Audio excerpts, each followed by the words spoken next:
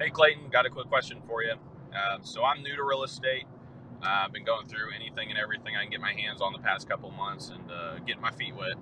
But the weird thing apart about this is I actually don't have to go look for the deals. The deals are already there, at least just to get started. Um, so my grandpa is actually retiring. He owns 11 rental properties, and he's wanting to sell them to me.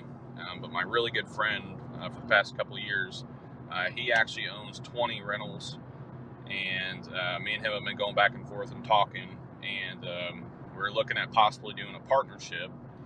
And I don't know if we should do an LLCP or an LLC. I don't know if an LLCP is a thing anymore. But he's wanting to venture out into vacation spots, and wanting someone to, like me, bring at least something to the table, and with more rentals, and take care of the more residential part of it. Per assets, I have $40,000 on a HELOC and a couple $1,000s in savings.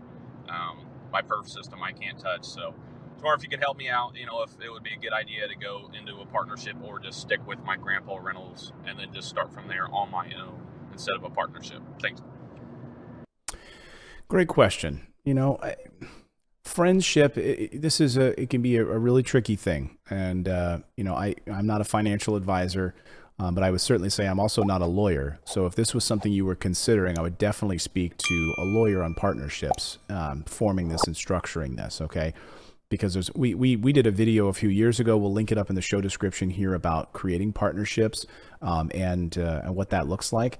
Because you'll find that sometimes people want to, like, what happens if something happens to one of you, right? Who then is the beneficiary of the business? There's a lot of questions like that you need to iron out at the beginning so you don't get in a big fight later. Now, I will say, personally, I have seen friendships destroyed as a result of bad partnerships. I mean, I know a good friend who lost one of his close friends because of a bad partnership. I've seen it time and time again. One thing that my dad taught me when I was young was don't ever borrow money from friends, and because it just creates problems. And so I just would caution you, be very careful when creating partnerships with friends, because I think it can be rare and it can be fantastic.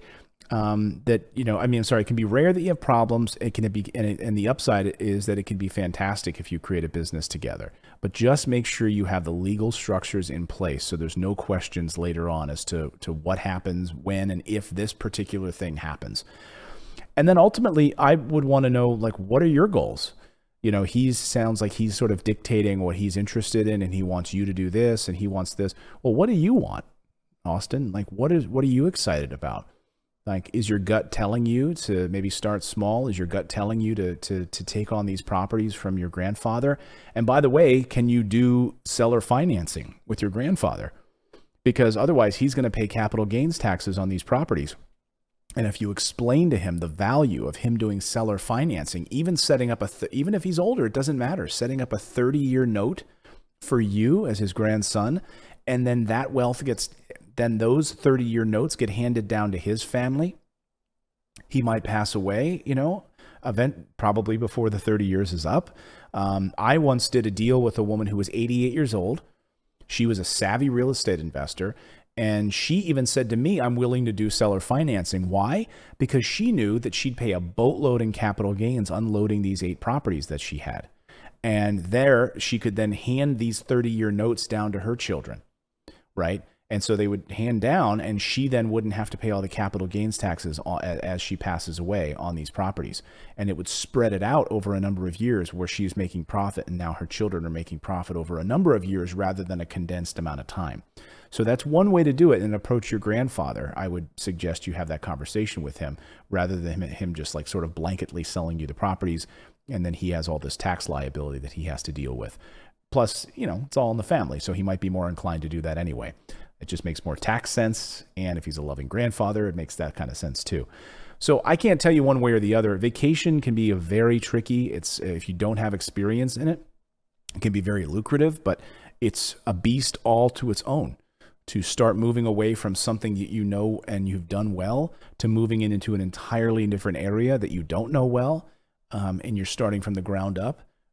These are all things you may want to even consider bringing on someone else into your partnership who has experience with vacation rentals.